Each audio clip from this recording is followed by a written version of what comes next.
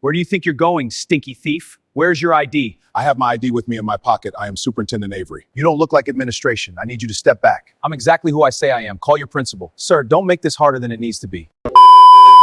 This ID is fake. Where did you steal it from? It isn't fake. Call for your school principal. You're not going anywhere. Get off me!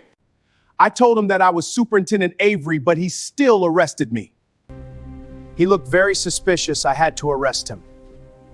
Malcolm Avery arrived at the school the same way he arrived everywhere else, quietly, deliberately, and without announcement. He parked 2 blocks away, not because he was hiding, but because he liked to walk through the neighborhoods his district served. It told him more than spreadsheets ever could. On that morning, the air was cool, the sidewalks cracked in familiar patterns, and the school rose ahead of him like a monument to routine. Brick, glass, banners celebrating championships long past. The kind of place where people assumed they knew exactly who belonged and who didn't. He checked his watch. First period had just started. Perfect. Malcolm adjusted the cuff of his jacket, not expensive, not flashy, just well-fitted, and stepped through the front doors of Jefferson Ridge High School, carrying nothing but a slim leather portfolio and a calm expression earned through years of rooms that didn't expect him. He didn't wear a badge. He didn't carry credentials in his hand. He didn't announce himself, because he didn't need to. He was the newly appointed district superintendent, hired unanimously 3 weeks earlier after a nationwide search. This was his district now. And this was his first unannounced visit. The lobby smelled faintly of disinfectant and old books. Trophy cases lined the walls. A security desk sat dead center, manned by 2 uniformed guards employed by a private firm contracted by the district years ago. Malcolm nodded politely as he passed, the way any professional would. He had made it no more than 10 steps when a voice cut through the space behind him. "Sir, sir, you can't be back here." Malcolm turned calmly. One of the guards, a tall white man with a buzz cut and a hand already resting near his belt, was staring at him with the kind of suspicion usually reserved for alarms going off. Malcolm smiled, not out of submission, but habit. "Good morning," Malcolm said evenly. "I'm just walking through." The second guard stood up now, shorter, stockier. His eyes flicked to Malcolm's hands, then his jacket, then his shoes, as if searching for something that justified the sudden alert. "Parents aren't allowed past this point," the guard said. "You need to sign in." "I'm not a parent," Malcolm replied. The first guard's brow furrowed. "Then you definitely can't be back here." Students were passing now, slowing their steps, curiosity sharpening their faces. Malcolm noticed. He always noticed. He reached into his portfolio, not urgently, not defensively. "I'm Malcolm Avery," he said. "I'm the district superintendent. I'm here on an observational visit." The words landed softly, too softly. The guards exchanged a glance. "You don't look like administration," the first guard said. There it was, the sentence that changed everything. Malcolm blinked once, not because he was surprised, he'd heard variations of it his entire career, but because of where he was standing when it was said. A public school, a hallway lined with student art and mission statements about inclusion. A place that taught young people who mattered. "I assure you," Malcolm said, still calm, "I am." The second guard stepped closer. "Sir, we're going to need you to leave the building." "I'm not leaving," Malcolm replied, "and I don't think you want to escalate this." The word escalate did something to the room. It flipped a switch. The first guard straightened, radio crackling at his shoulder. "Security to main hall," he said. "We've got a trespasser refusing to comply." The word trespasser echoed. Students stopped outright now. Phones came out. Teachers peeked from doorways. Malcolm felt the familiar tightening in his chest. Not fear, but the weight of knowing exactly how this would look no matter how it ended. "Gentlemen," he said, lowering his voice, "I am asking you to call the district office, or the school board, or the principal. Any of them can confirm who I am." The first guard shook his head. "We're not doing this. You're not on our list." "I don't need to be on your list," Malcolm said. "I oversee the list." That was when the guard reached for his arm. Malcolm didn't pull away. He didn't raise his voice. He didn't make a scene. Because he understood something deeply, resistance would be framed as aggression and compliance would still be punished. He chose stillness. "Sir," the guard barked, "put your hands behind your back." A hush fell over the hallway. Students whispered. A teacher said, "Is this really happening?" Another said, "Someone call the office." Malcolm met the guard's eyes. "This is a mistake you cannot undo." The cuffs clicked shut, metal on skin, in front of children. And that was the moment Jefferson Ridge High School crossed a line it didn't even know existed. Welcome to Honorbound Tales. If you're here for stories where quiet dignity collides with unchecked authority and accountability arrives whether people are ready or not, make sure you like this video, subscribe, and comment your location so we can see how far these stories travel. This one starts in a hallway, but it doesn't stay there. They walked him down the corridor as if he were a threat, as if he were dangerous, as if the suit he wore and the words he used meant nothing.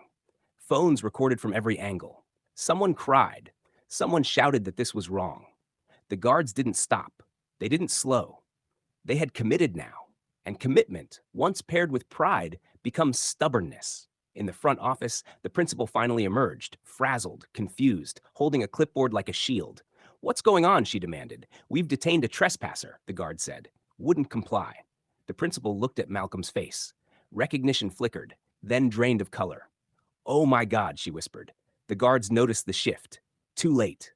That's Superintendent Avery," the principal said. Louder now. "What are you doing?"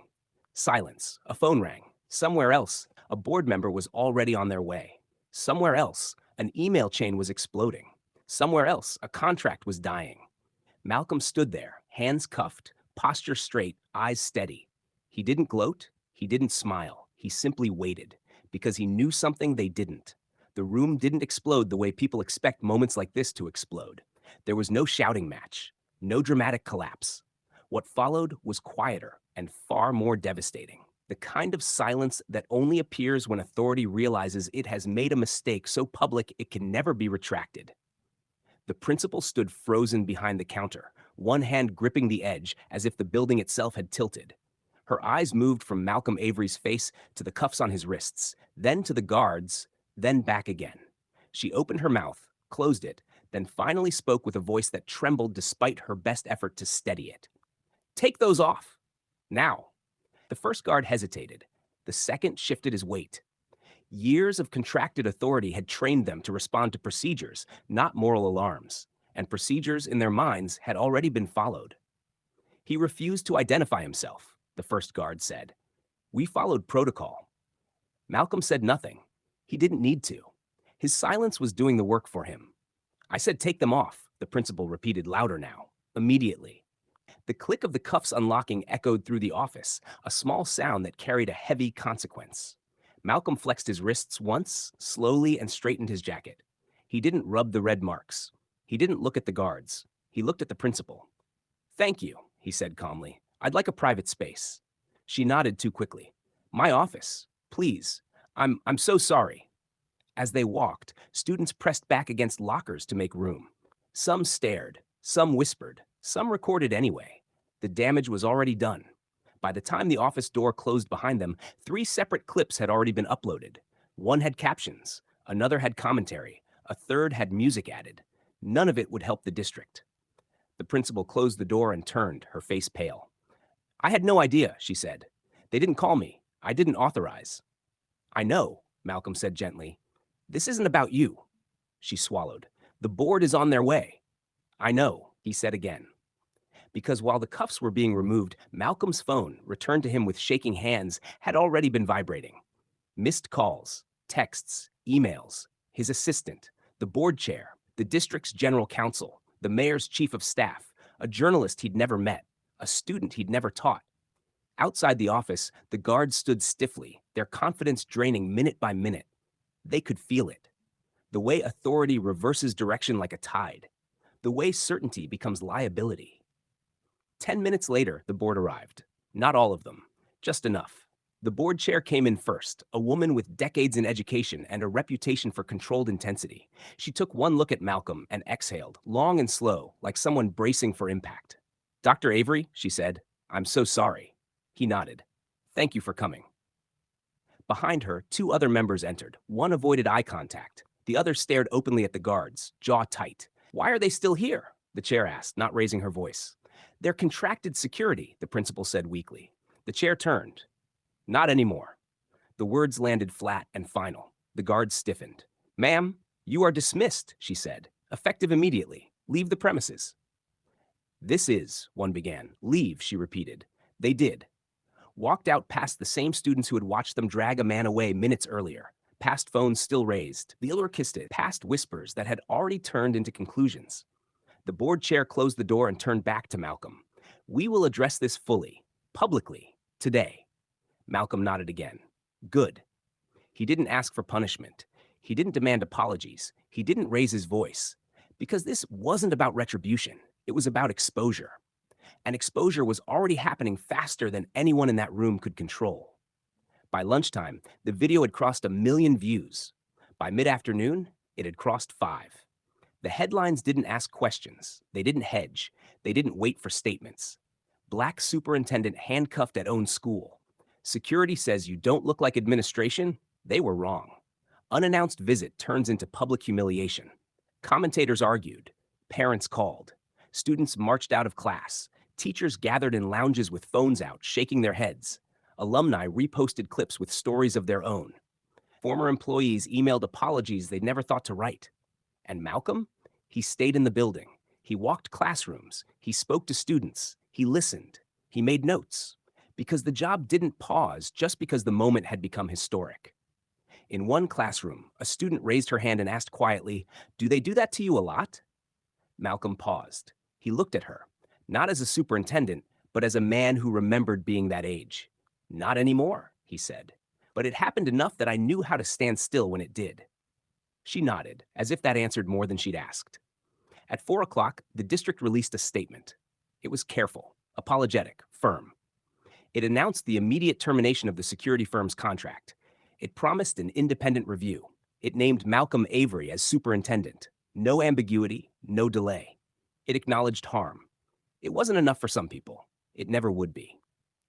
That evening, the board convened an emergency session. Cameras lined the back wall. The room filled beyond capacity. Students sat cross-legged in aisles. Parents stood along the walls. Teachers leaned against doorframes. Malcolm took his seat at the front, not elevated, not protected. He wanted to be seen. The board chair opened with a single sentence. "We failed today." No spin, no deflection. Then Malcolm stood. He didn't read from notes. He didn't perform. He spoke the way he always spoke, measured, precise, grounded. "I came to Jefferson Ridge today to see how we serve our students when no one thinks they're being watched," he said. "What I learned is that we have systems in place that mistake authority for belonging and compliance for character." The room was silent. "I was not harmed today because I am resilient," he continued. "But resilience should never be a requirement for dignity, especially not in a school." Somewhere in the room, someone cried. "This is not about 2 guards," Malcolm said. "This is about a culture that teaches people to trust their assumptions more than their responsibilities. That culture ends tonight."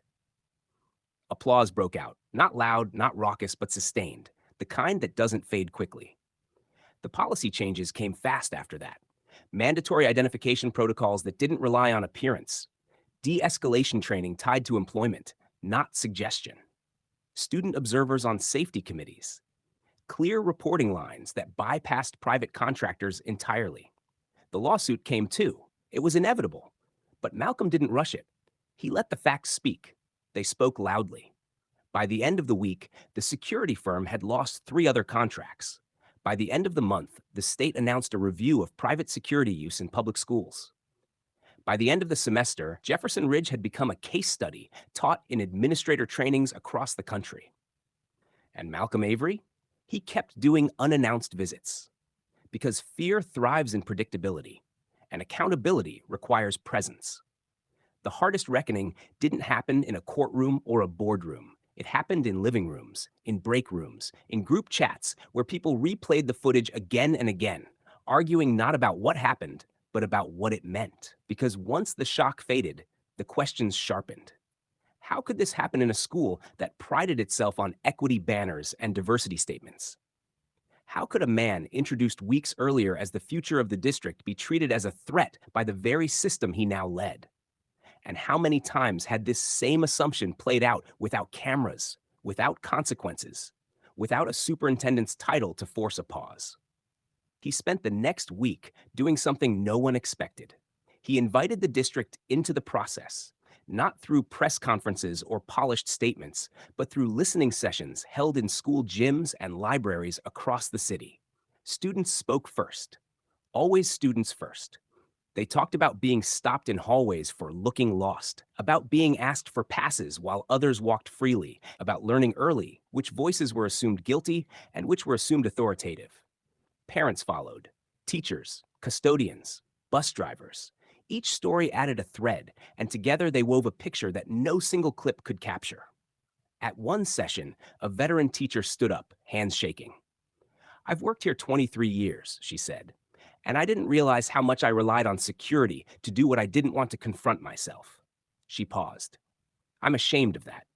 Malcolm didn't console her. He thanked her. Accountability didn't need comfort. It needed honesty. The district's general counsel briefed the board on exposure, civil rights claims, contract negligence, federal oversight possibilities. The numbers were significant, but Malcolm redirected the conversation every time it drifted toward damage control.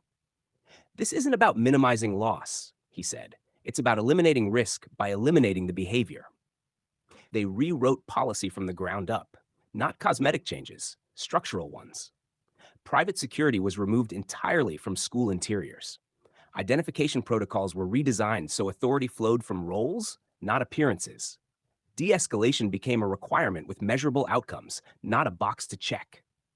Students were given formal reporting power through ombuds panels. Body cameras were banned. Transparency dashboards were launched, tracking stops, removals, and disciplinary actions in real time. Resistance came quickly. Editorials accused Malcolm of overcorrection. Anonymous emails warned he was politicizing education. A state legislator hinted at funding reviews. Malcolm read everything. He responded to none of it publicly. Instead, he showed up, again and again. Early mornings, late nights, unannounced visits continued, not as tests, but as proof of presence. The message was simple. Leadership is not a badge you flash. It's a responsibility you carry. The lawsuit settled quietly but decisively. The district acknowledged harm without equivocation.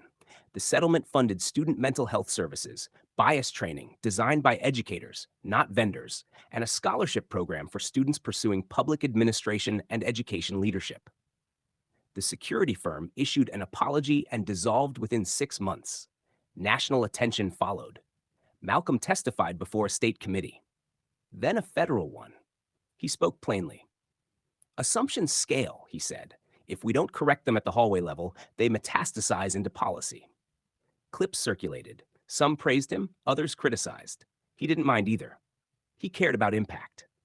At Jefferson Ridge, the students took ownership. They painted a mural near the main entrance, not of Malcolm, but of the words that mattered. Belonging is not a guess. It became a meeting point, a reminder. Months later, on a quiet afternoon, Malcolm returned to the same hallway where it began. No cameras, no entourage. A student recognized him and waved. A teacher nodded. The building felt different, not perfect, but awake. That mattered. At the final board meeting of the year, the chair summarized the changes and paused. "Dr. Avery," she said, "what should we name the new district's safety framework?" Malcolm shook his head. "Don't name it after me," he said. "Name it after the standard. Call it what it is."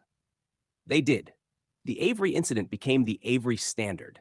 Not a monument to a moment of harm, but a benchmark for how institutions respond when power misfires. Other districts adopted it, states referenced it, universities taught it. And the footage, it still existed. It always would. But it no longer defined the ending. Because the ending wasn't about cuffs or guards or contracts. It was about a system forced to look at itself and choosing, finally, to change. Before we close, welcome again to Honorbound Tales. If stories like this matter to you, stories where accountability isn't optional, make sure you like, subscribe, and comment your location so we can see how far these lessons travel. So here's the question that lingers long after the hallway clears. When authority mistakes appearance for legitimacy, who pays the price? And what would it take for us to change the system before the next camera has to catch it?